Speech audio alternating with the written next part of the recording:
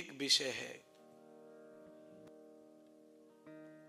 अब रामायण का जो कथन है इस व्याख्यान से बिल्कुल मैच करके ही आज कथा सुनाएंगे। आपको इस बात का एहसास होना चाहिए सुनते सुनते कि भगवान कहां उपलब्ध हैं। आज का शीर्षक हेडिंग यही है। कल हम कथा सुन रहे थे, भगवती सती पार्वती के रूप में भगवान शंकर को प्राप्त हो गईं। तो आते ही पार्वती ने सवाल किया पतिदेव से, स्वामी मेरा पिछला जन्म मुझे पूर्णतः स्मरण है। पिछले जन्म में जो अवतार में जो गलती मैं कर चुकी हूं वह गलती पुनः नहीं करना चाहती। और मुझे ये तो समझ ही गया था पिछले जन्म में कि आपने मुझे त्याग दिया है, और भगवान जिसे त्याग देते हैं उसका हाल मेरी तरह ही होता है। उसे अपयश ही मिलता है और उसे ऐसे ही मर जाना पड़ता है। भगवती जगत जननी जगत माता दुर्गा कह रही हैं कि मैं तो जगत जननी हूं, सारे विश्व मेरे गर्भ में है। फिर भी अगर भगवान के साथ इस तरह का अहंकार कोई भी भक्त महिला करती है तो उसका जीवन आगे का पूरी तरह खराब हो जाता है। मैं जगत जननी हूं, मैंने पुनः अवतार लेकर अपने जीवन को प्रायश्चित करने का मार्ग चुन लिया क्योंकि मैं तो भगवान हूं। पर हे जीव, तुम कभी ऐसा न करना। भगवान से कभी भगवान के वचनों का उल्लंघन नहीं करना। भगवान के नेत्रों से कभी ओझल नहीं रहना। ओझल मतलब अलग नहीं रहना। ऐसे कम से कम जीवन जियो कि भगवान की नजर हमारे ऊपर प्रेम से पड़े। भगवान तो हर समय नजर हमारे ऊपर रखते ही हैं, पर प्रेम से नहीं रखते, क्योंकि भगवान का एक रूप नहीं है। जब वो शिव के अवतार में आते हैं तब वो प्रेम करते हैं भक्त से, और जब वो रुद्र अवतार में आते हैं तो भक्त को दंड देने के लिए क्रोध करते हैं। नजर उस समय भी होती है। भगवान का क्रोध हमारे ऊपर आतुर हो जाए, हो भी हो जाए, ऐसा कोई कर्म हम ना करें। पार्वती ने कहा, प्रभु घर में सास ससुर तो है नहीं, सब कुछ आप ही हैं, और सारे गुण तो भगवान में पाए जाते हैं। एक बार हाथ जोड़ लीजिए। आप रोज बोलते हैं, एक बार हमारे कहने से भी बोल लो समझने के लिए। त्वमेव माता च पिता त्वमेव बंधु त्वमेव त्वमेव विद्या द्रविणं त्वमेव त्वमेव सर्वं मम देव देवा। माता पार्वती ने भी यही गीत गाया। पार्वती को ससुर सास नहीं थे, क्योंकि भगवान तो अमैथुने हैं, उनको माता पिता की जरूरत नहीं है। और वह सृष्टि भी अमैथुनी ही थी। उस समय गर्भ और मैथुन का प्रयोग नहीं था संसार में। जो परमानंद मुक्त आत्माएं थी उन्हीं को अवतार मिल रहा था संसार करने के लिए। तो संसार का कल्याण करने का दुम्मा भगवान शिव को मिला। कल्याणकारी शिव से प्रार्थना पार्वती करती हैं कि मुझे राम कथा सुनाओ जो मैं पिछले जन्म में नहीं सुन पाई, और मुझे अनुग्रहित करो। पतिदेव, इस जन्म में मैंने कोई गलती की नहीं है। मैंने बचपन से ही नारद को गुरु माना है। मेरा पिछला जन्म ही अहंकार का था। बड़े घर में जन्म हुआ और मेरे सब भ्राता जो है तप करने चले गए थे, तो मार्ग में नारद जी ने उन सबको सन्यासी बना दिया था। तो मेरे पिता ने नारद को श्राप दिया था, इसलिए हम भी नारद से नफरत कर रहे थे। इसलिए हमने गुरु वगैरह नहीं बनाया था और इसीलिए बहक गए अहंकार में। आप सबके बच्चे भी इसी तरह बहक जा रहे हैं अहंकार में। उन्हें कॉलेज की पढ़ाई तो दिख रही है, जॉब ढूंढना है वो भी दिख रहा है, पर अपना जो चरित्र है, जो मूल उद्देश्य है, वो उनको नहीं दिख रहा है। क्यों नहीं दिख रहा है? कारण है कि उनको कोई प्रयास करने वाला नहीं है। घर में जो माता पिता टाइप के जो लोग हैं वो भी अनभिज्ञ हो गए हैं अपने जीवन से। उनको भी सबसे ज्यादा जरूरत इस समय धन बढ़ाने की ही लगती है अपनी बुद्धि में। वो ज्यादा टाइम धन बढ़ाने के कार्यों में लगाते हैं, इस कारण बच्चों को कुछ सिखाने का टाइम कम पड़ जाता है। वही हुआ था मेरे साथ। सती कह रही हैं पार्वती के रूप में शंकर भगवान से, किसी महात्मा साधु से मेरे पिता प्रेम नहीं करते थे, इसीलिए हमें वो सौभाग्य नहीं मिला। दक्ष प्रजापति प्रेम साधुओं से करते थे, पर कब नाराज हुए? जब नारद जी ने उनके सभी बच्चों को सन्यासी बना दिया। प्राचीन काल में मानव के घर में पैदा होकर सबसे पहले मानव का शरीर शिक्षा के लिए, पढ़ाई के लिए गुरुकुलों में जाते थे, विद्यालयों में, और विद्यालय पहले जंगलों में बाहर होते थे। पॉपुलेशन जहां है, पब्लिक जहां है, वहां पहले विद्यालय नहीं होते थे। आप इस बात को समझने का कोशिश करें। आप में से कोई ऐसे होंगे जिनकी उम्र 60-70 साल के ऊपर होगी और जिनका जन्म भारत में हुआ होगा, उनको पता होगा कि स्कूल कहां होते थे पहले।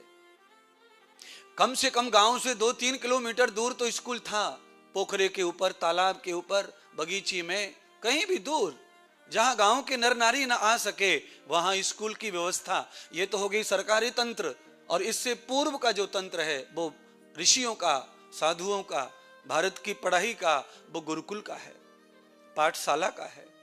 वो और जंगल में, वहां तो किसी भी हाल में जन्म देने वाले माता पिता को भी मुलाकात करने का वर्जित था। केवल गुरु कुल, गुरु के साथ ही शिष्य को रहना है। 15 साल, 11 साल, 17 साल, उसको जब तक उसका डेवलप नहीं होता, उसमें भगवान प्रकट नहीं हो जाता, तब तक महात्मा लोग उसे पढ़ाते रहते थे। पढ़ाने का मतलब केवल किताब नहीं, उसे खाना पकाना सिखाते थे, उसे वस्त्र धोना सिखाते थे, उसे कपड़ा सिलना सिखाते थे।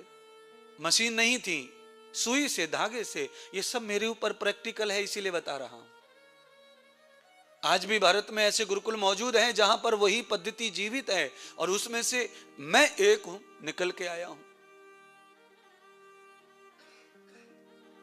जो व्यक्ति अपने कपड़े धो लेता है, खाना पका लेता है, फटे को सिल लेता है, जो अपने जूते चप्पल को धो के पहुंच के रख लेता है, घर की साफ सफाई कर लेता है, पहले साफ सफाई की जगह पर गोबर से लीपते थे, पहले जमाना अलग था, वो सब कर लेता है। उसके बाद खेती कर लेता है, काट लेता है, खेती को संवार लेता है, अनाज घर ले आता है, गौ सेवा कर लेता है, गौ का दूध काढ़ लेता है, और गुरुदेव की संपूर्ण सेवा कर लेता है, आने वाले अतिथियों की सेवा कर लेता है। इतना तो गुरुदेव सिखाते थे।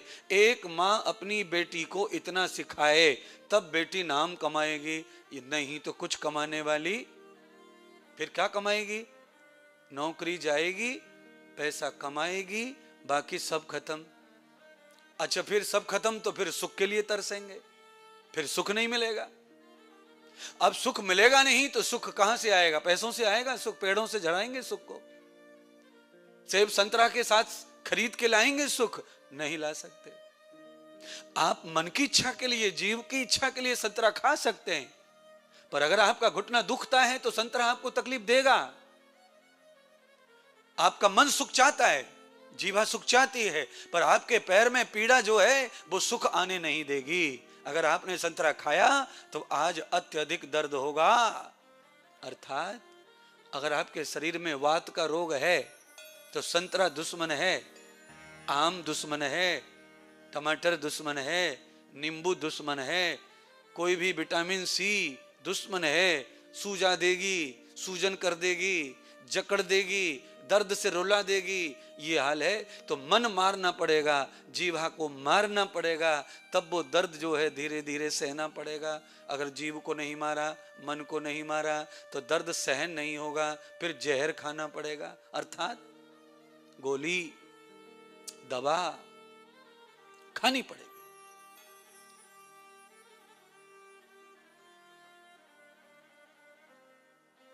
तो एक मां जो अपनी बेटी को सिखाती है, हमारी भारतीय संस्कृति में, वही एक गुरु अपने शिष्य को सिखाता है। कल मैंने बहुत जोर से कहा था कि मां बच्चों के लिए सर्वोपरि गुरु है, पर पूरे परिवार के लिए, मां के साथ मिला के सबके लिए जो गुरुदेव हैं वो मां की मां है। मां की मां है, सबसे बड़ी मां दुनिया की गुरु होता है। जो वास्तविक गुरु होगा वो माओं की मां होगा। वो ऐसा निर्माण करेगा बिगड़े हुए का, बीमार का, बुद्धि से, मन से, चित्त से, शरीर से, विचार से, जो पूरी तरह भ्रष्ट है, नष्ट है, उसका भी वो सही इलाज करेगा। सही गुरु, सही महात्मा कोशिश करेगा कि जगत के हर प्राणी को स्वास्थ्य लाभ प्राप्त हो। कैसा स्वास्थ्य हो? शरीर का हो, मन का हो, बुद्धि का हो, समाज का हो, धन का हो। धन से भी आदमी फ्रेश महसूस करता है बंधुओं। थोड़ा धन घर में आ जाए तो आदमी को बड़ी फ्रेशनेस लगती है, और थोड़ी समाज में बैठक हो जाए, समाज में आना जाना जरा पहचान सी हो जाए, तो आदमी को तब भी थोड़ा फ्रेश लगता है मन में।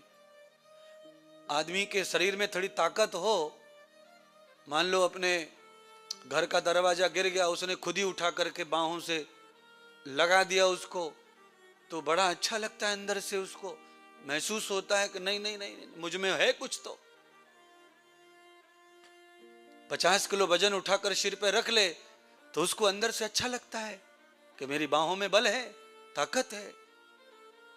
कुछ बातों को समझ ले जल्दी से तो उसे अच्छा लगता है कि मेरी बौद्धिक स्तर अच्छा है, मेरे बौद्धिक स्वास्थ्य अच्छा है।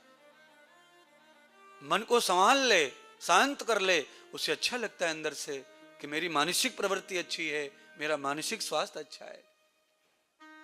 दुख आने पर घबराहट कम हो तो उसे महसूस होता है अच्छा कि मेरी आत्मा में पावर है। आत्मा में पावर जिसके होता है वो दुख आने पर कम घबराता है, कम अशांति में जाता है। बड़े से बड़ी तपस्वी को भी अशांति मिलती है, टेंशन आने पर, अनर्गल कुछ बात आने पर वो तपस्वी है, आत्मा में शक्ति है, तो वो थोड़ा कम घबराते हैं। उसे भोगने का, समझने का, टालने का, खत्म करने का सोचते हैं। और जो आत्महीन है, जिसकी आत्मा में पावर नहीं है, वो थोड़ी सी प्रॉब्लम आने पर खत्म, वो फेस नहीं कर पाता प्रॉब्लम को। इसलिए आत्मिक स्वास्थ्य चाहिए। मन को संभालने के लिए, मन को रोकने के लिए, मन को, तो उसे मानसिक स्वास्थ्य चाहिए। बुद्धि संयम में रहे, बौद्धिक स्वास्थ्य चाहिए। समाज में जहां भी हम जाएं, लोग थोड़ा प्रणाम करें, राम राम करें, आओ कहें, बैठो कहें, इतना पहचान हो, तो ये सामाजिक स्वास्थ्य है। 6 प्रकार की उन्नति वेद में भगवान ने मानव की बताई है, जो आपने शायद पहले कभी न सुनी होगी, वो मैं सुना रहा हूं, सुन लो। ईश्वर, ईश्वर किसका नाम है? आप बताते जाओ। ईश्वर किसका नाम है? दूसरा नाम बोलो। हाँ, परमात्मा का एक नाम ईश्वर है, एक नाम परमात्मा का परमात्मा है, एक नाम परमात्मा का भगवान है, और एक नाम परमात्मा का राम है, ओम है, श्याम है, कृष्ण है, गणेश। पर एक नाम जो परमात्मा का ईश्वर है, यह ईश्वर नाम परमात्मा का क्यों है, यह कभी आपने सोचा नहीं है, कभी निर्णय नहीं किया और न कभी जानने की कोशिश की है। इसीलिए अर्थहीन नाम जो होता है उस पे आप अधिक समय श्रद्धा नहीं रख सकते। आप जितने भी नाम जपते हैं, जितना भी गुरु मंत्र आपने लिया होगा, किसी ने गुरु बनाया होगा, उसका नाम अर्थ नहीं है, इसलिए आप कभी करते कभी नहीं करते। गुरु मंत्र को भी आज हो गया तो हो गया, कल नहीं हुआ तो नहीं हुआ। क्या हुआ भाई, नहीं किया तो कहा शादी में गए थे। क्यों नहीं किया मंत्र, बर्थडे में गए थे। अच्छा मंत्र क्यों नहीं किया, आज मार्केट गए थे। काम तो रोज ही रहते, फिर मंत्र कब होगा, एक दिन तो राम राम सत्य हो जाएगी बिना मंत्र के।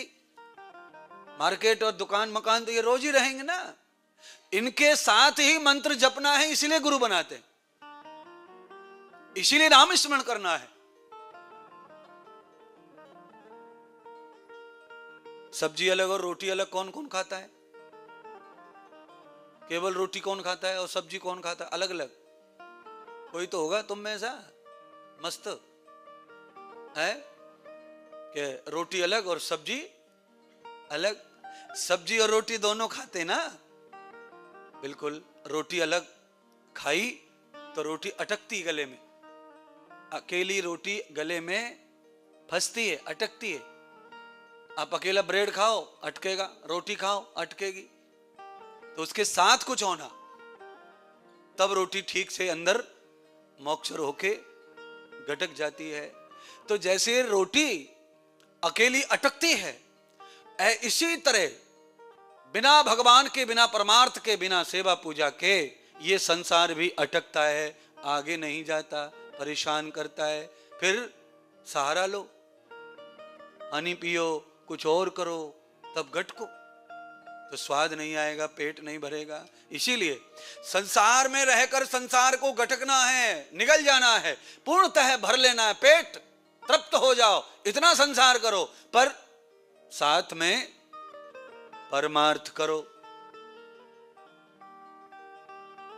संसार कैसे करें, कितना करें गुरुजी, ये भी बता दो विजय कुमार। संसार इतना करना चाहिए जैसे सब्जी में नमक, नमक कम हो गया तो सब्जी खराब लगती है और ज्यादा हो गया तो भी खराब हो जाती है। कम की गुंजाइश है, कम हो गया तो थोड़ा बहुत टेस्ट के अनुसार बढ़ा लो, पर ज्यादा हो गया तो क्या कर लो फिर। अगर आप कम करना चाहेंगे नमक को तो आपको पानी भानी ठूसना पड़ेगा, उसमें पानी डाल दिया, भाई गर्म कर लो, पानी डाल दो, पर नमक तो करना पड़ेगा कुछ न कुछ आड़े टाड़े। पर फिर नमक कम करने की कोशिश में स्वाद खत्म हो जाएगा सब्जी का। इसीलिए पहले ही संसार को स्वादिष्ट, स्वाद अनुसार कम कम डालने की कोशिश करो संसार को जीवन में। अगर जीवन में संसार नमक की तरह कम से कम डाला जाए और उसमें थोड़ी गुंजाइश रखी जाए कि जरूरत पड़ने पर संसार को बढ़ा लिया जाएगा, इतना ही ठीक है। अगर संसार ज्यादा हो गया और परमार्थ कम हो गया तो फिर तुम्हारा सारा स्वाद जड़ से खत्म हो जाएगा। एक भी टूका डालेंगे सब्जी का, एक चम्मच डालेंगे, उल्टियां करनी पड़ेंगी। अधिक नमक जीवा ग्रहण करती नहीं है। तुमने क्या कर रखा है? ये गोली खाने के पीछे क्या कारण है? परेशान होने के पीछे क्या कारण है? समय से पहले बुढ़ापा शरीर में घुस गया, क्या कारण है? हैं तो 22 साल के पर बुढ़ापे से लदे हुए हैं तो 28 साल के कई लोग पर बुढ़ापे से लदे हुए हैं तो 29 साल 32 साल के पर बुढ़ापा पूरी तरह हॉबी हो गया शरीर पर है। 32 से 30 साल के आदमी को सोफा पकड़ के खड़ा होना पड़ता है, धरती में बैठ जाए तो। बैठ गए धरती में तो खड़ा होने के लिए कोई सहारा चाहिए। क्यों भाई? 30 साल में ऐसा चाहिए तो फिर वेद का मंत्र झूठा हो जाएगा। वेद का मंत्र क्या कहता है वो सुनो। शतम जीवेम सरदा शतम शृणुयाम सरदा शतम प्रप्रवाम सरदा शतम दीना श्याम सरदा शतम भूयश्च सरदा सतात। है ये मंत्र तो सबको आता होगा, वेद पाठी ब्राह्मणों को, पर इसका अर्थ बड़ा आनंददायक है। क्या है इसका अर्थ? जब किसी का जन्मदिन होता है तब मैं इस मंत्र को बोलकर आशीर्वाद देता हूं। इस मंत्र को बोल करके जन्मदिन में आशीर्वाद देता हूं और ये मंत्र उसी के लिए है। शतम जीवेम शरदः, ये मंत्र कहता है शरद माने 100 वर्ष कम से कम जियो। कम से कम कितने जिए? 100 वर्ष। ये तो कम से कम बताया भगवान ने। इसका मतलब भगवान कहते हैं 1000 वर्ष जी बेटा। पर इंसान क्या कर रहा है? भगवान ने जितनी उम्र दी है उसको स्वयं ही खत्म कर डाल रहा है। सतम प्रप्रवाम सरदा सतम शृणुयाम सरदा सतम। भगवान कहते हैं 100 साल से पहले चश्मा नहीं लगना चाहिए। ये कह रहे हैं भगवान। भगवान कह रहे हैं कि मैंने जो आंख बनाई है इनकी उम्र है 3000 बरस। कितने बरस? शास्त्री जी आंखों की उम्र कितनी है? ये तो मैंने अपनी तरफ से बताया 3000 बरस। अनलिमिटेड कहो, यानी आंखों की उम्र इतनी है जितनी सूर्य की उम्र है उतनी आंखों की उम्र है। क्योंकि आंखों का स्वामी गुप्ता जी सूर्य है।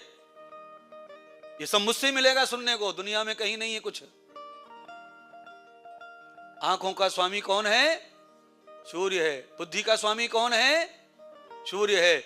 इसीलिए आंख और बुद्धियों को हमेशा टनाटन रखने के लिए सूर्य से पहले उठ जाओ और स्वामी का दर्शन करो।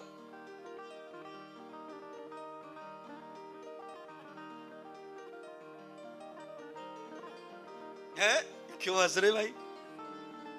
मैं आपको ये सब मैं इसलिए नहीं कर रहा हूं, मैं इसलिए कर रहा हूं क्योंकि मुझे दिख नहीं रहे आप, ये लाइट की वजह से मेरी आंखों पे फोकस आया हुआ है। हाँ,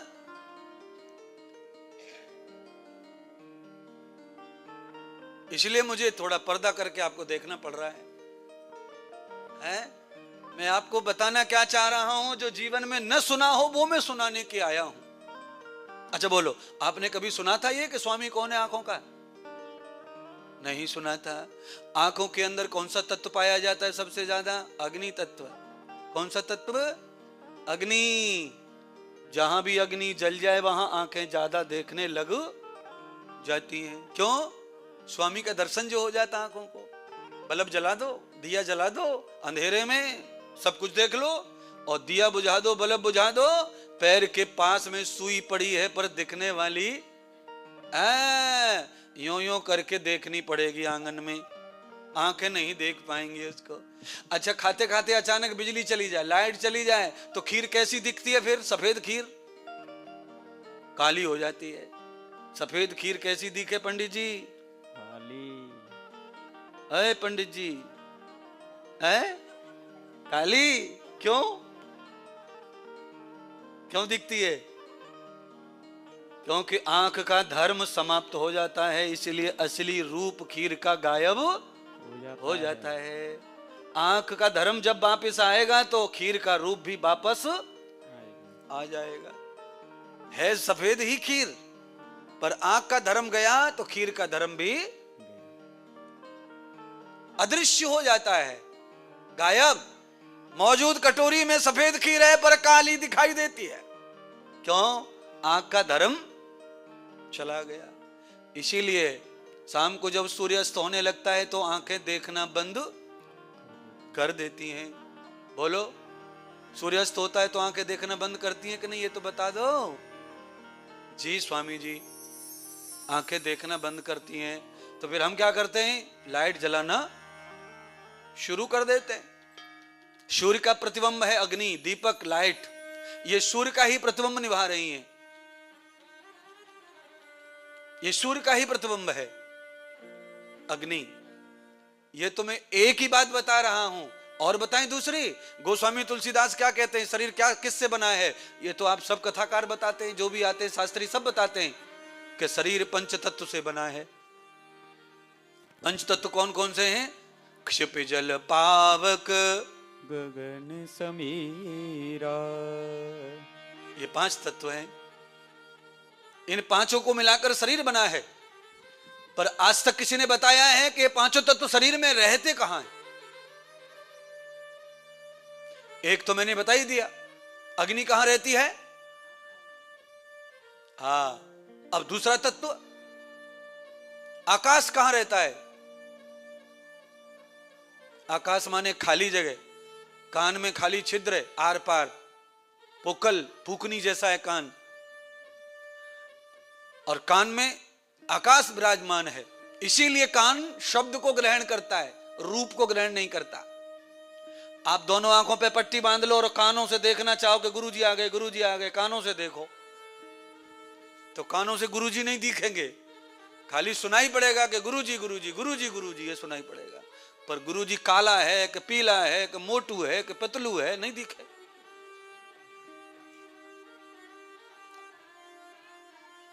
तो आकाश, आकाश माने शब्द, अवकाश शब्द, घटाकाश शब्द, ये कान है।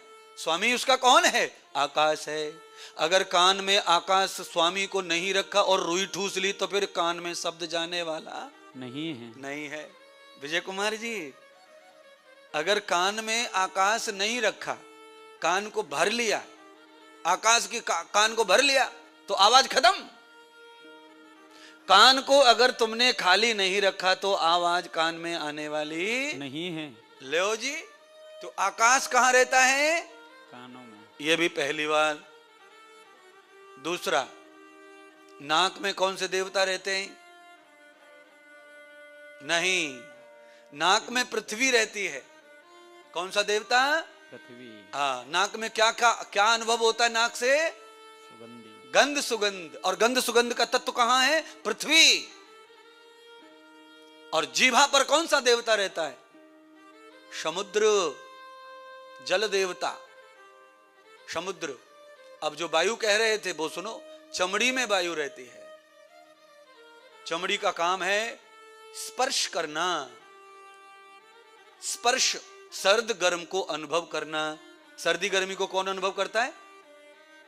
चमड़ी। ये वायु का एहसास है। वायु में ही सर्दी गर्मी होती है, बाकी कहीं सर्दी गर्मी नहीं है। हवा नहीं तो कुछ नहीं है सर्दी गर्मी।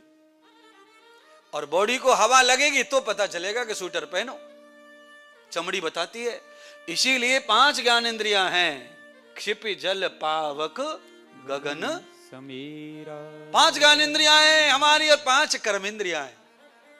तो जो ज्ञान इंद्रियां हैं, जो देवता हैं, वो अनुभव कराते हैं, बोध कराते हैं, और बुद्धि को ट्रांसफर करते, बोध को, मन को संचालन करते हैं कि काम करवाओ, जाओ मुनीम जी पहुंचो। तो फिर वो कर्म इंद्रियों से वर्क करवाते रहते। इसीलिए 5 देवता तुम्हारी मदद करने के लिए हर समय तुम्हारे साथ हैं, फिर भी देखो शराब पी जाती है जीवा है। 5 देवता साथ में रह रहे हैं, फिर भी जीवा जवा शराब पी जा रही है, तंबाकू खा जा रही है, गुटखा खा जा रही है, मांस खा जा रही है, अंडा खा जा रही है। बोलो, 5 सिक्योरिटी साथ में होके भी इतना अंधा काम हो जा रहा है। कमाल की बात। भगवान ने कितनी मदद की हमारी है। भैंस गंदा खाए तो कोई बात नहीं है, सुअर गंदा खाए कोई बात नहीं है, गधा गंदगी में रहे कोई बात नहीं है, उसको तो है नहीं बुद्धि और मन चित्त जागृत चेतन, एक्टिव नहीं है उनका बुद्धि मन, उनका मन बुद्धि सब सुषुप्त टाइप है, और तुम्हारा जागृत अवस्था में है। और उसके बावजूद भी देखो, भैंस चाहे जितना सूखा खा जाए, चाहे कितना भी गंदे नाले का पानी पी ले, पर मांस नहीं खाती है, अंडा नहीं खाती है, दारू नहीं पीती है। आप में से भी कोई महापुरुष होंगे ऐसे जो मटर पनीर खा जाते हैं, पालक मेथी खा जाते हैं, और मन आया तो दूसरी टांग भी चूस जाते हैं। रहते महापुरुष हिंदुओं में तो 80% लोग खाते हैं, नाम के हिंदू हैं सब बस, बाकी हिंदू का एक भी लक्षण नहीं है। मांस खाएंगे, लंबी टांग चूसेंगे, जलेबी के साथ, रबड़ी के साथ, और यहां ऐसा लंबा टीका लगाएंगे कि मेरा भी फेल हो जाए। गर्व से कहो हम हिंदू है, क्या कहो बताओ? अरे गर्व से कहो तुम हिंदू है, हम तो कहें 1000 बार गर्व से कहो तुम हिंदू है, पर ये जो टांग चूसने वाला कार्यक्रम है, ये हिंदू संस्कृति में कहीं लिखा नहीं है। हाँ, सबसे सरल ग्रंथ हिंदुओं का है रामायण, तुलसीदास की, उसमें ही पढ़ लो। सबसे पहले रामायण में तुलसीदास ने वही प्रोग्राम लिखा हुआ है कि रामायण बांचने से पहले, गाने से पहले क्या क्या छोड़ना चाहिए।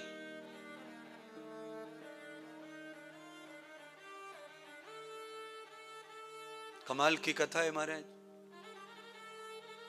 कैसे हिंदू हिंदू करके लड़ रहे हो दूसरे संप्रदायों से, मत पंथों से, व्यर्थ में लड़ाई कर रहे हो। जब तुम्हारा खान पान सब एक जैसा है तो लड़ क्यों रहे हो? फिर काय का हिंदू मुसलमान, काय का सिख ईसाई, सब झंझट खत्म करना चाहिए। फिर अपना पराया क्या है? इतने उच्च कुल में पैदा हुए, ब्राह्मण कुल में पैदा हुए, पर कर्म और भोजन नीच। अगर भोजन नीच है तो उच्च कुल में पैदा होने से कोई यश मिलने वाला नहीं है। वेद शास्त्रों से युक्त सोने का घर, ऋषि मुनियों का नाम आधार कार्ड पर रावण के, तो भी कोई पूछ नहीं रहा, गधा भी हाथ नहीं डाल रहा उसको है। हर साल जलाया जा रहा है रावण को। रावण ऋषि कुल में पैदा हुआ, बहुत बड़े घर में, बहुत बड़े धनवान के घर में, पीढ़ी दर पीढ़ी धनवान, नाना धनवान, पिता धनवान, दादी धनवान, सब धनवान। फिर हो क्या रहा है बताओ, आप बताओ हो क्या रहा है? जो हो रहा है वो ये है कि आप चाहे जहां पैदा हो जाइए पर कर्म का पीछा नहीं छोड़ेगा। कर्म के साथ जीना पड़ेगा। आप जिस वर्ण में पैदा हो जाइए कोई फर्क नहीं पड़ता है। आप कितने भी उच्च कुल में पैदा हो जाइए कोई फर्क नहीं पड़ता है। आपका कर्तव्य क्या है उससे फर्क पड़ेगा।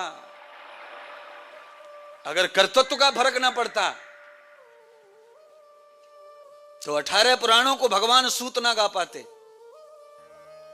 भगवान सूत का जन्म उच्च कुल में नहीं था, पर सबसे पहले पुराणों को व्यास जी के बाद शिष्य बनकर उन्होंने ही गाया।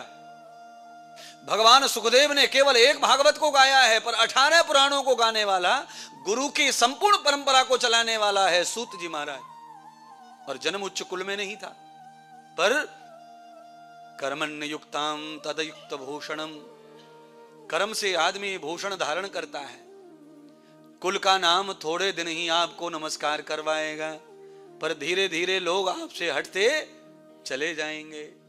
आपका नमस्कार, आप मंत्री जी के बेटे हो, इस बात का फायदा आपको थोड़े दिन मिलेगा।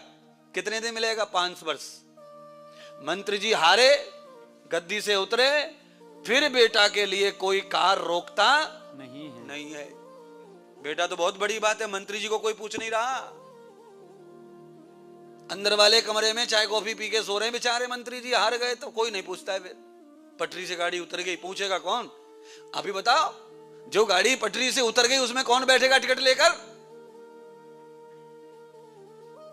जो गाड़ी उतर गई पटरी से, लोग उतर उतर के भागते हैं, भैया टिकट भी तू ले, पैसे भी गए, सब चूल्हे में जान दो, पर हमें जल्दी जाओ।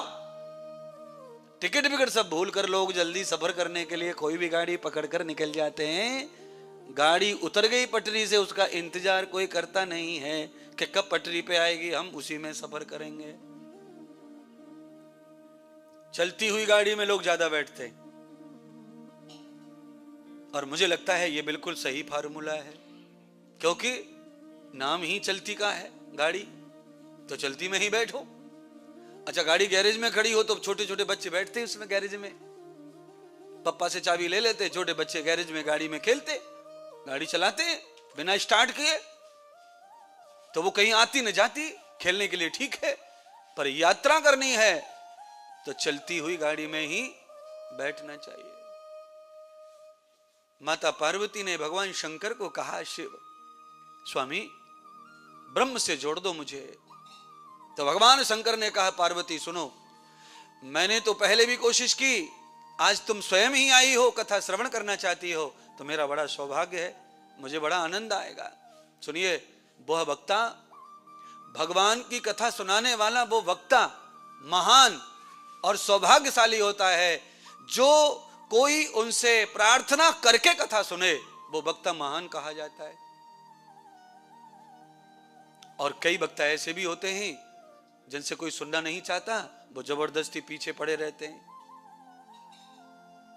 हमारी कथा करवा लो, कैसे भी कथा करवा लो, कथा करवा लो, हमारी कथा करवा लो। भाई क्यों करवा लें कथा तुम्हारी? क्यों? जिस दिन दाना पानी होगा, जिस दिन योग होगा, भगवान को पसंद होगा, अपने आप कथा हो जाती है। भगवान जब तुम्हें चुन लेंगे अपने यश गाने के लिए, तो 1000 यजमान खड़े कर देंगे और स्वयं भगवान खड़े हो जाते हैं। पर भगवान ने नहीं चुना है तो आप लाख जतन करो, षड्यंत्र करो, राख योग्यता करो, यहां वहां जहां तहां सेटिंग लगाओ, आपको मौका नहीं मिलेगा, नहीं मिलेगा, नहीं मिलेगा। हर काम में यही है। जा पर कृपा राम की होए, ता पर कृपा करते सब कोई। जा पर कृपा राम की हुई, ता पर कृपा करत सब कोई। सदगुरु भगवान जिस पे अपना हाथ रख देते हैं, अपनी दृष्टि रख देते हैं, राम उस पर ही कृपा करते हैं। और राम कृपा जो हो गई तो फिर कहना क्या, फिर तो सब चीज अपनी है। आप जो नहीं चाहते वो भी, आपको पता ही नहीं कब क्या लॉटरी खुलेंगी और कब क्या सरप्राइज आएंगे। वो तो भगवान एक बार कृपा कर दें, सदगुरु प्रसन्न हो जाएं आपके ऊपर, फिर तो बल्ले ही बल्ले। क्या सुनाऊं? पार्वती ने कहा आप जो प्रभु के बारे में जानते हैं वो सुनाइए। तो भगवान ने सबसे पहले मंत्र दिया पार्वती को, कहूं उमा में अनुभव अपना, बिन हरि भजन, बिन हरि भजन जगत सब सपना। अनुभव अपना। श्री राम जय राम जय जय राम, श्री राम जय राम जय जय राम। जिन हरि कथा सुनी नहीं काना, श्रवण रंध्र अहि भवन समाना। मंगल भवन अमंगल हारी, द्रवहु सुदशरथ अजर बिहारी। द्रवहु सुदशरथ अजर बिहारी मेरे राम। पार्वती को भगवान ने कहा कि अगर तुम्हें मेरे ऊपर भरोसा है तो मैं तो अपना अनुभव बताऊंगा पहले। पार्वती, मेरी जिंदगी का अनुभव, मैंने जब से अवतार लिया है धरती पर तब से लेकर आज तक, इस पल तक मैंने जो अनुभव किया है वो यह है कि परमात्मा के नाम के भजन के बगैर ये सारा संसार सपने के तुल्य है। सपना कैसा होता है? आंख खुल जाने पर सपना टूट जाता है। और संसार कैसा होता है? आंख बंद होने पर संसार छूट जाता है। ऐसा है सपने के समान। देखिए, आदमी सबसे ज्यादा इस समय प्यार कर रहा है तो वो है चीज मोबाइल। आधार कार्ड, पैन कार्ड भी भूल सकता है घर पे, ऑफिस की फाइल भूल सकता है। अगर मोबाइल को भूल गया आदमी तो कहीं से भी लौट के आएगा, पर मोबाइल होना। और मोबाइल को भूल गया तो एफआईआर करता है सबसे पहले। पत्नी गुम हो जाए तो एफआईआर करेगा 20 दिन बाद, और मोबाइल गुम होने पर गुप्ता जी क्या बात है, सेठानी क्या बात है। बात तो सही कह रहे गुरुदेव, इसलिए हंसी आ रही है?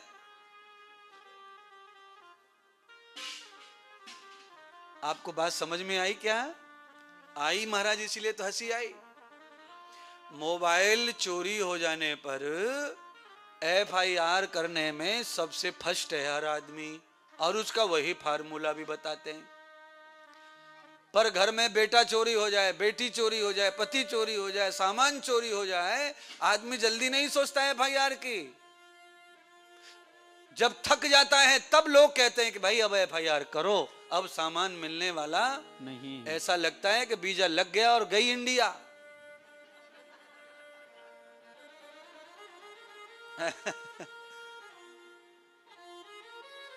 इंडिया में क्या है, बड़ा सुख है माता बहनों के लिए।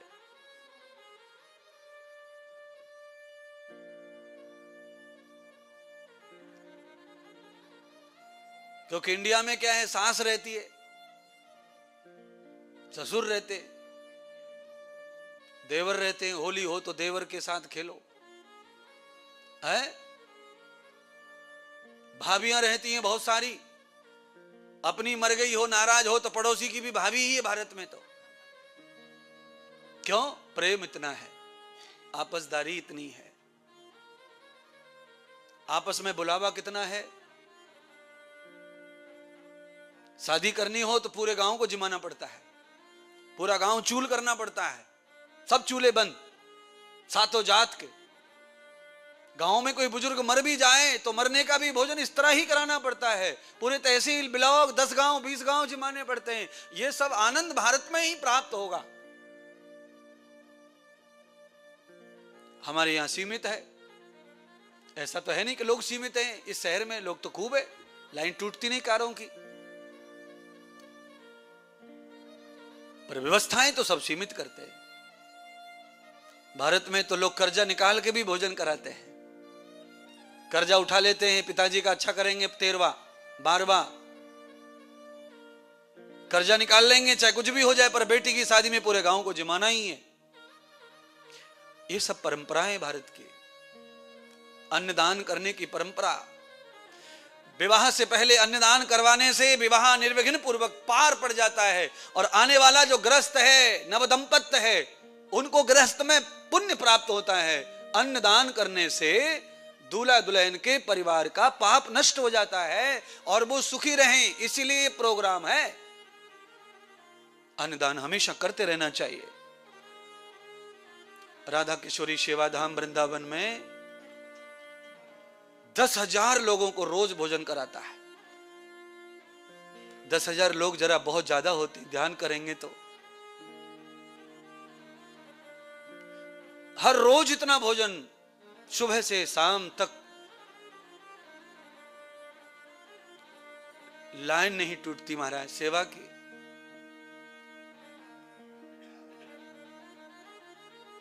सुबह 5 बजे दवा वितरण होता है, मैं सेवा करता हूं मरीजों की। 8 बजे से दूध जलेबी, दूध हलवा का वितरण होता है। 2000 लोग रोज दूध हलवा दूध जलेबी का नाश्ता करते हैं। 2000 लोग फिक्स है, ज्यादा आना है पर कम नहीं आना है। और फिर भोजन 11 बजे प्रारंभ हो जाता है। ये तो केवल मानव सेवा है, वृद्ध माताओं की सेवा 15-20 साल हो गए करते करते, बड़ा आनंद आता है। बेटे ने ऐसा सुनाया, बेटे ने ऐसा कहा, बहू ने ऐसा धक्का मारा, उनके मुंह से सुनते हैं तो गोद में भर लेते हैं हम तो, और ऐसा लगता है कि सब कुछ प्राप्त हो गया इस मां की सेवा करके। रोड पर टक्कर मारकर जब गाड़ी जाती है गऊ माता को, और जब वो पड़ी रहती है गड्ढे में सड़क के, तो बड़ा करुणहीन होता है दिल। और थोड़ी भी सांसें चलती हैं और अपन लेके आ जाते हैं, सेवा करते हैं, उसकी आनंद आ जाता है हृदय को। बस यही सेवाएं हमारी।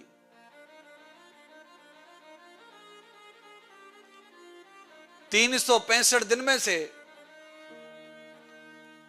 एक दिन भी ऐसा नहीं है जिस दिन हमने मुख मोड़ लिया हो सेवा करने से। और इसमें हमारा कोई बड़ा भाग्य या कोई गर्व नहीं, ये परमात्मा ने इस मौका दिया। इस बात के लिए परमात्मा के प्रति हमारा गर्व है कि हे प्रभु आपने ये मौका दिया, ये अवसर दिया है। एक आदमी अपने परिवार को जिमाने के लिए पूरा डिप्रेशन में चला गया है। 2 बेटी 1 बेटा, 1 बेटी 1 बेटा, 1 पत्नी 1 खुद 1 बेटा, इतने के लिए आदमी डिप्रेशन का शिकार हो गया है। एक मां नहीं झेल रही, एक पिता नहीं झेल रहा है। बताओ, मां के लिए स्थान नहीं है, पिता के लिए स्थान नहीं है, ये क्या हो रहा है? और ये सब हो रहा है किसकी वजह से? शिक्षा की वजह से। कल्चर चेंज हो गया। केवल आदमी को धन की भात लग गई है, पैसे वाला होना है। न उन्हें मां चाहिए, न पिता चाहिए, न परिवार चाहिए, केवल पैसा। और उन्हें लगता है कि पैसा ही सर्वोपरि है, पैसा सब कुछ कर देगा। ना, आप ध्यान रखो, अगर बहू माता आप गर्भवती होंगी तो उस समय पैसे से सब काम नहीं हो सकते। उस समय तुम्हें कोई बूढ़ी मां चाहिए, दादी चाहिए, सास चाहिए। पर बहू बहुत चालाक है, 2-3 महीने के लिए पटा लेती मां को, सास को पटा लेती, अपनी मां को पटा लेती है। आपके यहां भी ऐसा करते होंगे, शहर में बुला लेते होंगे भारत से, वीजा लगा दिया, अगले महीने डिलीवरी होगी, महीना पहले मई में आ जा। अब 3 महीने नौकरानी का काम करके मां जाती है, नौकरानी का काम। जिस मां को सिंहासन पर बिठा के पूजना चाहिए वो नौकरानी बनी है, और बहू पट से पटरानी बनी है। सोफा पे, बेड पे बहू हिल न जाए, झटका न लग जाए शरीर को। 8वां चल रहा है, 9वां डॉक्टर ने मना किया चलने फिरने से। गुलाब के फूल बिछा दो इसके नीचे, बिस्तर भी कड़क ना हो जाए कहीं है? अरे हमारी बूढ़ी कुछ माताएं यहां बैठी हैं, इनको जरा पूछ लो, इन्होंने 5-5 बेटों को जन्म दे दिया, पर इन्होंने बिस्तर नहीं देखा गर्भवती धारण करके। 9 महीने का बालक पेट में, इन्हें पता ही नहीं है कि 9 महीने में होगा कि 10 में होगा। भोली भाली है। और पूरे 10 लोग हैं घर में, सबके लिए आटा पीस रही है चक्की पे।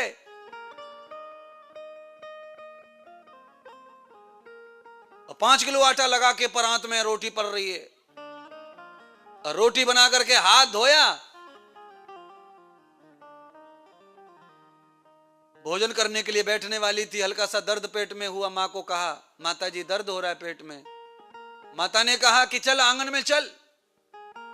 जैसे आंगन में गई, तड़ाक से देवर पैदा हो गया। यही सिस्टम है भगवान का। तो भगवान का यही सिस्टम है, करोड़ों वर्षों से वही सिस्टम है। कोई डॉक्टर, कोई हकीम, कोई वैद्य नहीं थे पहले, पर अंग्रेजी शिक्षा ने देखो कैसा विष बिखराया है। अंग्रेजी आई है तब से दुनिया में, पहले बच्चे होते थे, अब होते नहीं, अब डिलीवरी होते हैं। पहले बच्चे होते थे कि हमारी बहू को बच्चा होने वाला है, अब नहीं कहता कोई ऐसा। अब तो अनपढ़ सास भी भारत में कहती है कि डिलीवरी होने वाली है। बोलो, भारत में भी अनपढ़ मां, बोलो तो सही, क्लास देखी ना, घर देखा ना, दिन भर गोबर पात है, कंडे बनावे, वो भी यही बतावे कि डिलीवरी है हमारी बहू की। बताओ, आप समझती हैं डिलीवरी का मतलब क्या है? डिलीवरी बॉय, डिलीवरी गर्ल जो सामान लेके दुकान से आवे और हमारे यहां दे जावे, तो ये हाल हो रहा है, बताओ। और दूसरा ये है कि डिलीवरी वास्तविक रास्ते से हो जाए तो फिर इसमें भी संतोष हो जाए। जहां से रास्ता नहीं है, घर फाड़ के औंरा दे करके निकल रहा है। बोलो। अच्छा गुप्ता जी, कितने साल से आए आप यहां? 24। तो मालूम होगा भारत के बारे में सब।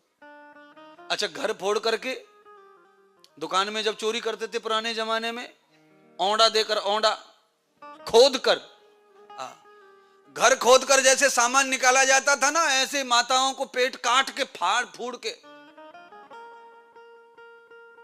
बच्चे को जन्म दिया जा रहा है। क्या हो गया ये? अब बता, पूरी प्रकृति से कौन लड़ रहा है? विरोध कौन कर रहा है? भगवान का। मनुष्य कर रहा है। पशु पक्षी जानवर, बिल्ली चिड़िया सब भगवान के सपोर्ट में है, लाइन में, पर मनुष्य विरोध में। और विरोध के कारण क्या हो रहा है? ये हो रहा है कि 2 होंगे, सीजर हो गया, 2 होंगे, और कार एक्सीडेंट में दोनों मर जाए तो फिर कहां से लाएंगे? पुराने जमाने में भी ऐसा होता था कि कई 5 हो गए, मर गए 5। पहले बीमारियां होती थी, वायरस आते थे, मर जाते थे, तो 50-60 साल की अम्मा दोबारा से पोजीशन पे आ जाती और दोबारा फिर 7-8। अब आप कह रहे हैं महाराज ये कल्चर अभी ठीक नहीं है ऐसा नहीं मैं कह रहा, मैं ये बताना चाहता हूं कि एक औरत का शरीर, एक पुरुष का शरीर 100 वर्ष तक भी उसी कार्य के लिए है जिसके लिए बनाया है भगवान ने, ये बता रहा हूं। शतम प्रप्रवाम सरदा शतम दीना श्याम सरद। भगवान रामचंद्र भी यही लीला करने के लिए आए हैं। राम जन्म करना था, पर आज ऐसा लगता है होगा नहीं। पंडित जी आपकी इच्छा पूरी होगी। जोशी जी कह रहे थे कि कल मत करो, तो ऐसा ही लग रहा है मुझे तो होने वाला है नहीं, क्योंकि तब तक। पर आप चिंता मत करिए, कल आपने देखा था ट्रेलर फिल्म का, अभी तो फिल्म चालू हो गई थोड़ी थोड़ी है। महात्मा इंद्रदेव की यही फार्मूला है, जब वो व्यासपीठ पर बैठ जाते हैं तो 10 मिनट के बाद में जितने भी लोग बिजी हैं उनको घर भुला देते, घर की याद भुला देते, घर पे जाना भुला देते और घड़ी की ओर देखना भी भुला देते हैं। अच्छा, मुझे किसी ने कहा था कि महाराज आप ज्यादा देर करेंगे कथा तो ये आएंगे नहीं, तो हमने कहा ये दूसरे महाराज की बात है, हमारी नहीं ऐसी बात है। हम ये कहेंगे कि घर पर रहेंगे नहीं, इनको 7 बजने के लिए तड़फड़ होगी, कब 7 बजे और कब पहुंचे भारतीय मंदिर और कब जाकर के आनंद ले, टेंशन कम करे।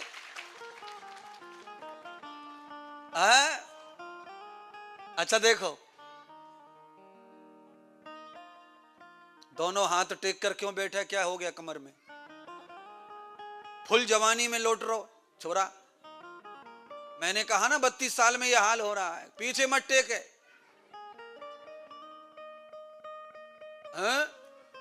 मुझसे 20 साल छोटा है उम्र में कम से कम, मैं 70 हूं एकदम और काम भी कर रहा हूं बैठ के।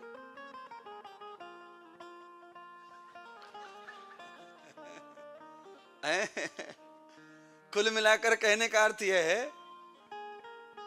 गुप्ता जी, ये हंसी कैसे आ सकती है बिना आनंद, कैसे आएगा बिना तत्व के? सुनिए ना, अगर 1-1 लाख डॉलर भी दिए जाएं झोली में तो भी आदमी हंस सकता, हंस नहीं सकता, ये ध्यान रखो। सोने की असरफियां बट रही हो, लुट रही हो, वर्षा हो रही हो, पर हंसी नहीं आएगी। और हमारे यहां कहते हैं जो हंसेगा उसी का ही घर, उसी का घर बचेगा। अच्छा, लोग पैसा खूब है, सब कुछ बहुत है, मोबाइल भरा पड़ा है अकाउंट बैंकों से, पर मुंह पे 12 के 12 बजे हुए, मुंह में कोई खुशी नहीं है। मैं तो कई लोगों को देख रहा हूं, जब से आया हूं तब से 3-4 दिन से मैं देख रहा हूं कि आदमी हंसेगा कब।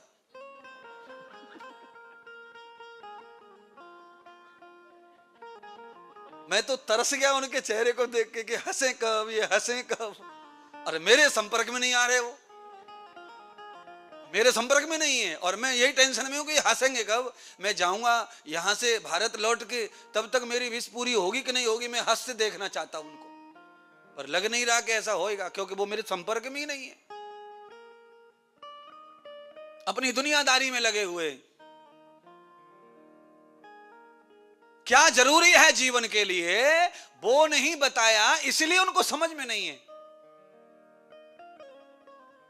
जरूरी जीवन में क्या है, जो जीवन में कभी मिला ना हो पहले उसे पाना चाहिए। मैं और आप तो कभी नहीं मिले जीवन में, और मेरे मिलन, ये शरीर का मिलन आपके लिए अनंत आनंद का ही विषय है। आप मुझे मिल रहे हैं, मैं आपसे मिल रहा हूं, तो एक आनंद का जन्म हो रहा है, एक आनंद प्रकट हो रहा है।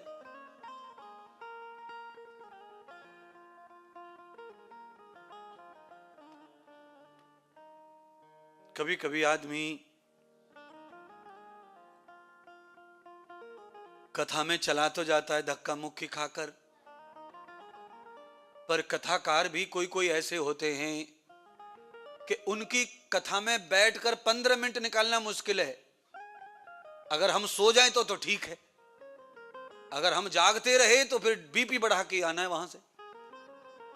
कई कथा इस तरह की भी कहते हैं, बोलते हैं, बताते हैं। और ज्यादातर लोग कथाओं में सोए फोए पाए जाते हैं।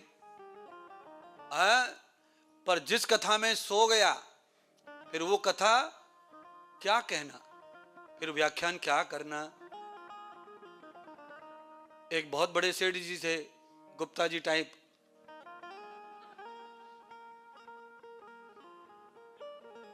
अब उनका सरनेम पता चल गया है तो मैं उन्हीं को ठीकरा बनाऊंगा और क्या करूंगा। उन्होंने बता दिया गुप्ता जी, तो हमारे भारत में गुप्ता जी को सेठ जी कहते हैं, चाहे वो सेठ जी हो वे चाहे नहीं हो। जैसे हमारे भारत में ब्राह्मण कुल में कोई पैदा हो जाए गांव में, उसको पंडित जी कहते हैं, चाहे वो अंगूठा छाप है, पर उसका नाम ही पंडित जी डाल देते हैं। तो हमारे भारत की तो बात ही अलग है।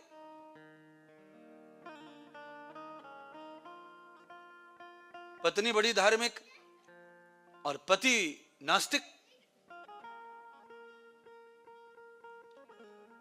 बहुत साल हो गए, बहुत साल हो गए। एक दिन ऐसे महात्मा, बढ़िया महात्मा आए, बड़ा हल्ला हुआ शहर में, सारी दुनिया उनको सुनने जा रही और सब लोग मस्त हो रहे।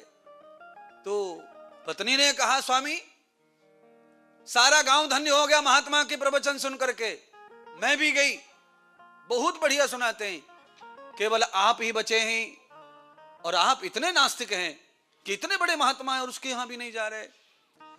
तो कथा सुनने के भाव से नहीं, पत्नी नाराज न हो जाए इसलिए पति ने कहा, ठीक है चली जाऊंगा देवी, पर तू शांत रहे। पीछे पड़ गई है।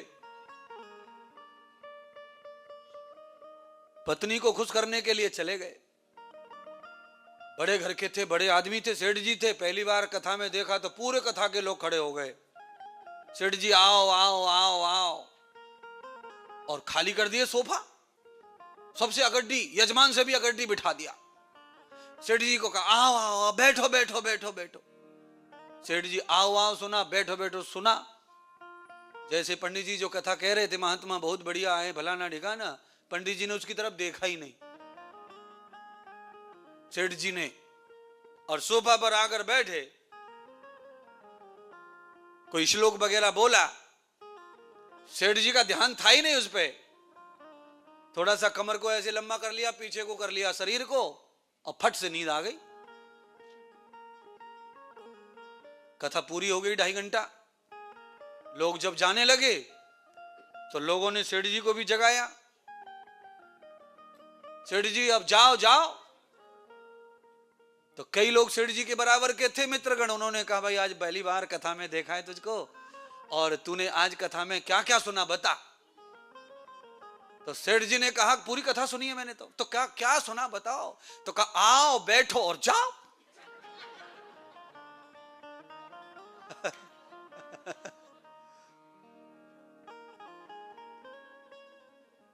ये 3 शब्द सुने सेठ जी ने, आओ बैठो जाओ। घर पे गए, पत्नी तो अगरबत्ती लेकर खड़ी है, आज पति महान तीर्थ करके आ रहे हैं। हमारे भारत में तो ये सब चलता है। भारत में क्या चलता है? भारत में ये चलता है कि कोई गंगा भी नहाकर आ जाए तो उसको भी पूजते हैं। भारत में कोई कथा श्रवण करने चला जाए, कथा सुन के आ जाए तो उसको भी अर्घ देते हैं, दरवाजे पर पानी डालते हैं, कलश से स्वागत करते हैं, बहुत सम्मान करते हैं। भारत की परंपरा है, और आप सबने भारत की परंपरा को अक्षुण्ण रखने का काम किया। यहाँ मंदिर बनाया, कथा करवा रहे हो, साधु बुलाते हो, आचार्यों को बुलाते हो। ये भारत की अक्षुण्णता को सत्य करने के लिए, कायम करने के लिए एक बार जोरदार तालियां आप सब अपने लिए बजाइए।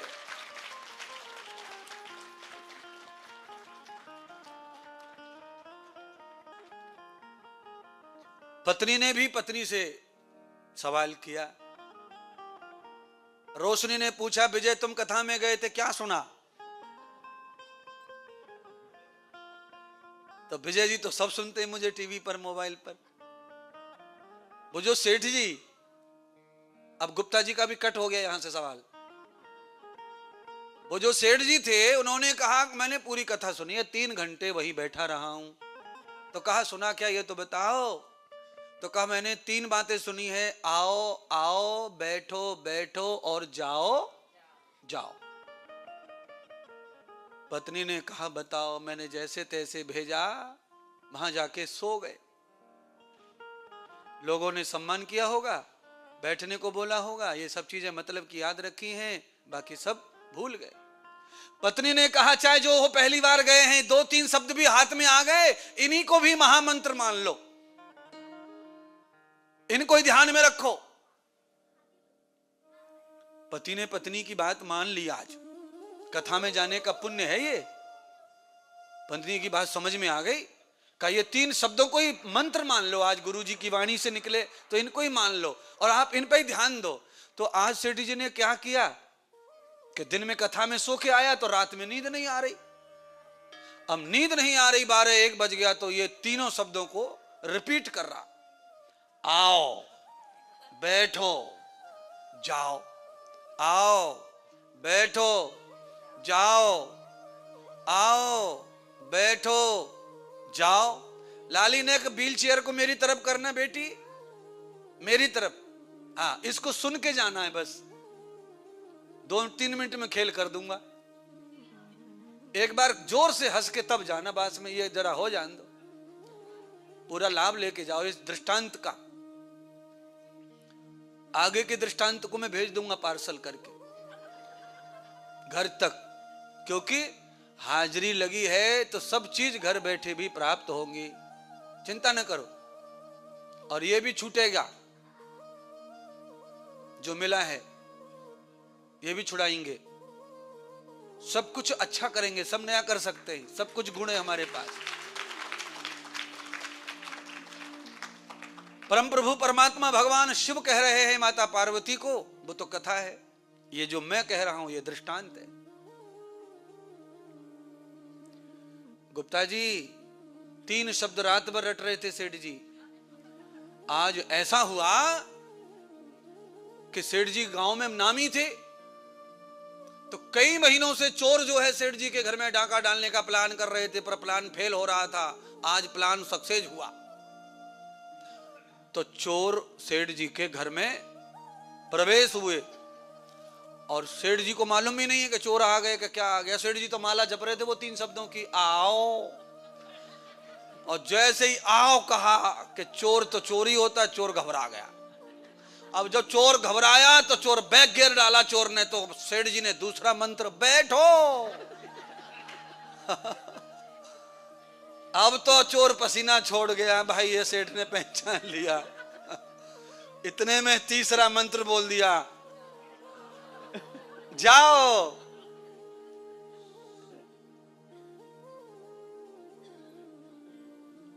चोर गांव का ही था, उसे डर लग गया।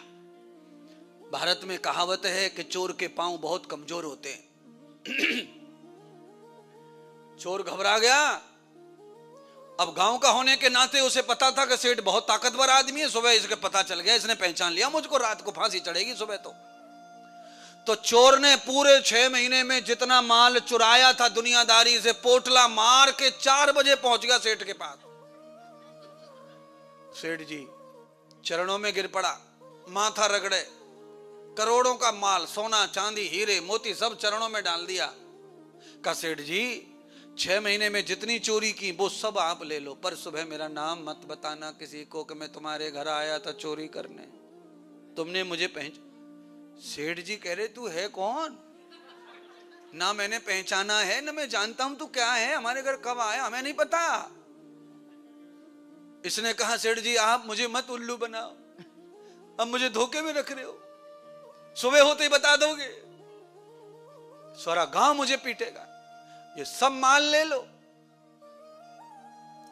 सेठ जी ने कहा मुझे कुछ नहीं समझ रहा है, पर जा, हो गया माफ। पूरा माल धर दिया। सवेरे चाय लेके सेठानी आई कमरे में और बिस्तर पे सोना पड़ा, ढेर के ढेर सोना। सेठानी ने कहा ये क्या किया रात में, ये कहां से लाए हो?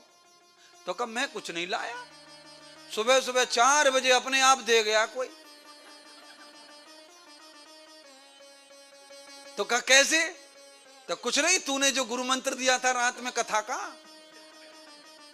कि आओ बैठो और जाओ, गुरुजी की बात को रात भर याद करो। मैं तो रात भर यही बोलते बोलते बोलते बोलते रात में घर में अपने में चोर आया था, मुझे पता भी नहीं है, पर वो इन्हीं बातों को मारे, डर के मारे भाग गया और सब माल और दे गया दूसरों का भी। तब पत्नी ने पति को कहा, देखो ये है कथा में जाने का फल। तुम सच्ची कथा में गए पर वहां से नकली शब्दों को लेके आए और उन नकली को असली भाव से जपा, तो घर बैठे चोर से चोरी भी बच गई और माल ही माल प्राप्त हो गया। अगर कथा में जाकर असली में असली शब्दों को ग्रहण करके लाओगे तो तुम्हारा इस लोक में और परलोक में सर्वत्र शासन हो जाएगा। बोलिए सच्चे दरबार की जय हो।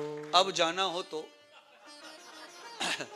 जाओ, और आनंद आ रहा है तो साथ में ही चलेंगे हम सब, आना। देखो कथा में से कब जाना चाहिए? अगर घर में गैस चली छोड़ आए तो जाओ, दरवाजा खुला छोड़ आए तो भी जाओ, कोई 3 महीने का बच्चा रह गया भूल से घर पे तो जाओ, पर खाली घर पे जाना ही है तो क्यों जाओ? चलेंगे धीरे धीरे घर पे।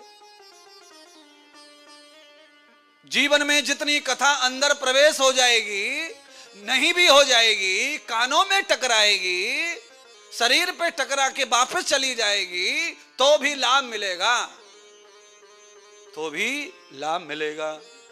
देखिए बर्फ को खाना जरूरी नहीं है, बर्फ लगा ली ना तो भी ठंडक लगे। बिना मन के आप अगर दवा लेते हैं तो भी दवा काम करती है। अच्छा, दवा को कौन आई लव यू कह के लेता है? बोलो ना। दवा मन से खाते हो छोटे पंडित जी? अच्छा, दवा खाने मजा आता है? नहीं, तो दवा बिना मन के खाते ना, तो काम तो करती है, दवा करती है। और सुनो, ये दवा तो हो गई, ये जो निडल है, इंजेक्शन, सुई तो हर आदमी नफरत के माध्यम से लेता है। अच्छा, आज तक आपने ऐसे सुई ली है कि आप सुई की तरफ देख रहे हैं और डॉक्टर से कह रहे लगाओ? है नहीं। ये छोटी सी छोरी चश्मा वाली कह रही है हाँ मैं तो कहती हूं लगाओ ना। सुनो भी और देखो भी हमारी तरफ। हर एक आदमी कितना भी पहलवान क्यों ना हो, पर सुई लगाते समय विपरीत दिशा में ही देखेगा। अगर उसे सुई इधर लगवानी है तो यूं होता हाथ। बिना मन के लगाने से लाभ पूरा मिलता है। मैं वही कहना चाहता हूं, मैं कह रहा हूं कि कभी कभी अगर कथा में मन भी न लग रहा हो तो थोड़ा सा बैठो, दवा की तरह काम करेगी ये कथा। परम औषधि हरि चरित धाम की,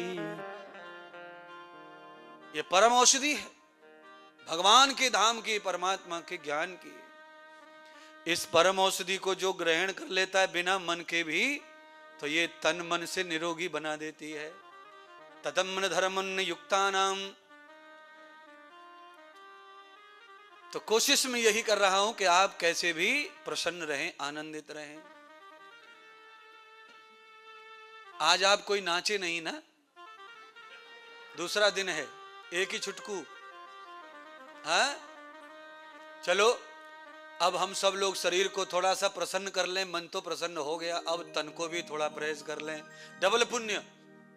कथा के साथ में नृत्य करने से डबल पुण्य का लाभ प्राप्त होता है। नृत्य कीर्तन करते हुए आनंद प्राप्त होता है, अनंत आनंद। अब मैं आपको इस समय यहां नहीं, ऑकलैंड में नहीं, इस समय मैं आपको थोड़ा सा ब्रज में ले जाना चाहता हूं। ब्रज में बहुत हो गया यहाँ की कथा, अब आप मेरे साथ ब्रज में चलो। चैत्र का महीना चल रहा है, फागुन का महीना गया है, राम जन्म होगा जब 17 तारीख को, उस दिन तक ब्रज में होली का विसर्जन किया जाता है। नवरात्रि में भी आनंद लेते हुए होली का आनंद। अब चलो हम सब लोग होली खेलेंगे थोड़ी देर। अब राम जन्म कल होना है ना, इसीलिए अब होली खेल लो। जोशी जी अब कैंसिल कर दिया, आपका मन नहीं था ना सुबह, इसीलिए हमने कहा कि अब जोशी जी की सुनो। आज कथा जो है इतनी रह गई है कि अब नहीं हो पाएगा मुझसे। कल हाँ वो तो अपने आनंद का है। बढ़िया बाहर है जी, मस्त। तो गुरुवार को क्या करना चाहिए? राम जन्म नहीं करना चाहिए कि क्या? डबल फायदा। हाँ हाँ आचार्य जी का डबल फायदा है। चलो ओ होली खेले तो गुप्ता जी, होली खेले तो, होली खेले तो गुप्ता जी, जोशी जी, ना ना ना ये नहीं होगा। आप हमारे फैन हैं, इन्हीं बातों के फैन हैं, ऐसे कैसे होगा? फैन होके घूमे ना तो क्या फायदा फैन का? पीछे वालों होली खेलने गए नहीं ब्रज में, आ जाओ। ओ होली खेले तो विजय, होली खेले तो आ जाइयो, होली खेले तो आ जाइयो बरसाने रसिया। होली खेले तो, होली खेले तो आ जाइयो बरसाने रसिया। होली खेले तो, होली खेले तो आ जाइयो बरसाने रसिया। होली खेले तो, होली खेले तो आ जाइयो बरसाने रसिया। होली खेले तो, हाँ होरी होरी होरी हो, होरी होरी होरी। देखो मन मार रहे हो, मन कह रहा है कि नाच लूं, पर मन मार रहे। ना ना ना ना ना, ये भगवान का द्वार है, यहाँ जितना कर लोगे सब तुम्हारी झोली में जाएगा। और ज्यादातर बूढ़े जितने बैठे ना वो जरूर नाचो, कल का भरोसा नहीं है। होली खेले तो, होली खेले तो आ जाइयो बरसाने रसिया। क्या कर रहे हो? होली खेले तो, होली खेले तो आ जाइयो बरसाने रसिया। होली खेले तो, हाँ होरी होरी होरी हो, होरी होरी होरी, हाँ होरी होरी होरी हो, होरी होरी होरी हो, होरी होरी होरी, हाँ होरी होरी होरी हो, होरी होरी होरी, हाँ होरी होरी। होरी खेले तो, होरी खेले तो, होली खेले तो आ जाइयो बरसाने रसिया। होली खेले तो, होली खेले तो आ जाइयो बरसाने रसिया। होली खेले तो,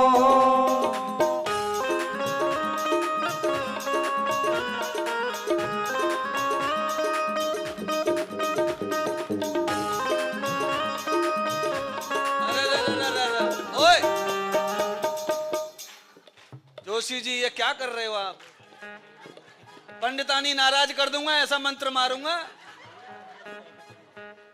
देखो ये होली ऐसे नहीं गाई है, 10 साल से पंडितानी मुझे सुन रही हैं और आज वो गोपी बन के आई हैं, इसीलिए गाई है होली।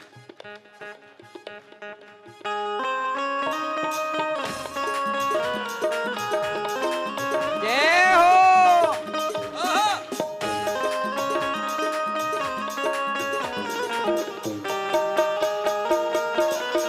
हे हरि, होली के रसिया की जय हो।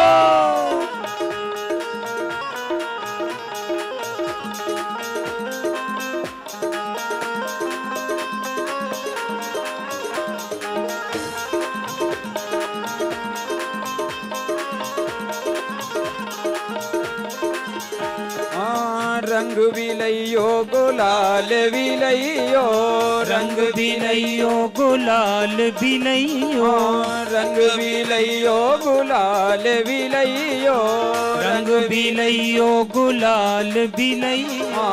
गोपी भी लइयो संग ग्वाल भी लइयो, गोपी भी लइयो संग ग्वाल भी लइयो। मन मेले तो, मन मेले तो मन मेले तो आ जाइयो बरसाने रसिया मन मेले तो मन मेले तो आ जाइयो बरसाने रसिया मन मेले तो होली खेले तो आ जाइयो बरसाने रसिया होली खेले तो होली खेले तो आ जाइयो बरसाने रसिया होली खेले तो ओ लाला देख रुक जा जोशी जी इसको हटा देना जरा पर्दे को ये लकीर सी का खींच दी है तार से यही खंबे हाँ बैरियर हटा दो होली में बैरियर अच्छा ना लगे महाराज क्यों अच्छा नहीं लगता क्योंकि गुप्ता जी दूर हैं गुप्ताइन भी दूर हैं होली होगी कैसे हाँ जोड़ी से ग्वाल भी लइयो संग गोपी भी लइयो ग्वाल भी लइयो संग गोपी भी लइयो ग्वाल भी लइयो संग गोपी भी लइयो ग्वाल भी लइयो ऐसे नहीं पूरा होने दे बेटा भैया विजय कहाँ गया दिख नहीं रहा थोड़ा अपनी अपनी गोपिन के हाथ पकड़ लो थोड़ा थोड़ा बस हो जाए झलक गोपी भी लइयो संग ग्वाल भी लइयो गोपी भी लइयो संग ग्वाल भी लइयो रंग भी लइयो गुलाल भी लइयो रंग भी लइयो गुलाल भी लइयो मन मेले तो मन मेले तो मन मेले तो आ जाइयो बरसाने रसिया मन मेले तो मन मेले तो आ जाइयो बरसाने रसिया मन मेले तो होली खेले तो आ जाइयो बरसाने रसिया होली खेले तो होली खेले तो आ जाइयो बरसाने रसिया होली खेले तो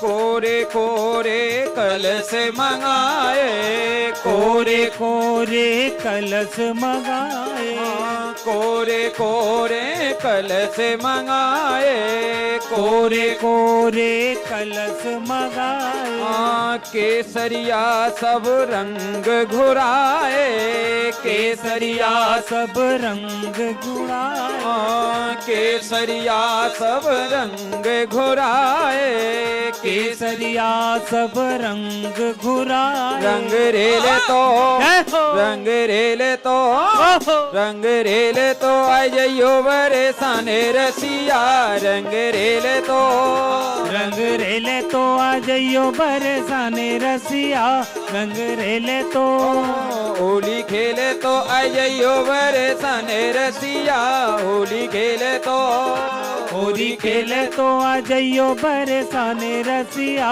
होली खेले हो एक बार सब लोग एक बार हाथ ऊपर और कर लो बस भगवान के मंदिर में हैं ये समर्पण भाव से कोरे कोरे कलश मंगाए कोरे कोरे कलश मंगाए कोरे कोरे कलश मंगाए कोरे कोरे कलश मंगाए केसरिया सब रंग घुराए केसरिया सब रंग घुराए रंग रेले तो रंग रेले तो रंग रेले तो आ जाइयो बरसाने रसिया होली खेले तो होली खेले तो आ जाइयो बरसाने रसिया होली खेले तो होली खेले तो आ जाइयो बरसाने रसिया होली खेले तो होली खेले तो आ जाइयो बरसाने रसिया होली खेले तो जय हो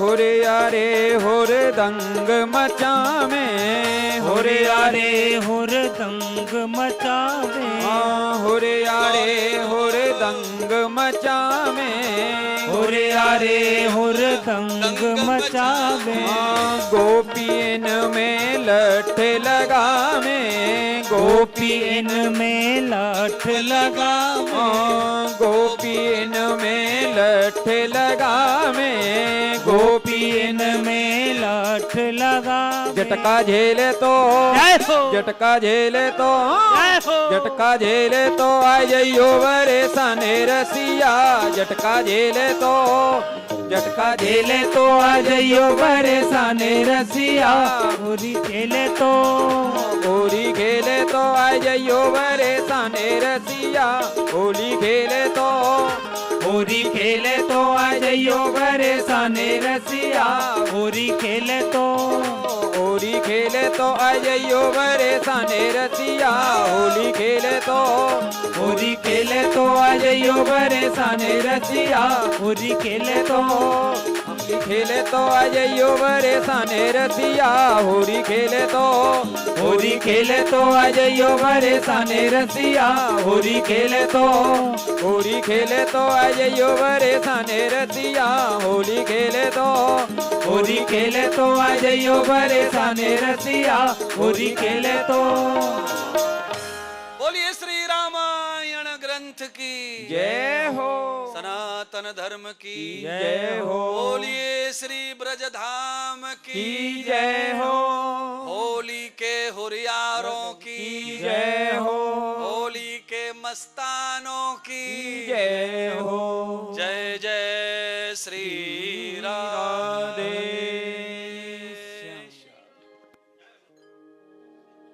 बैठ जाइए, थोड़ी चर्चा और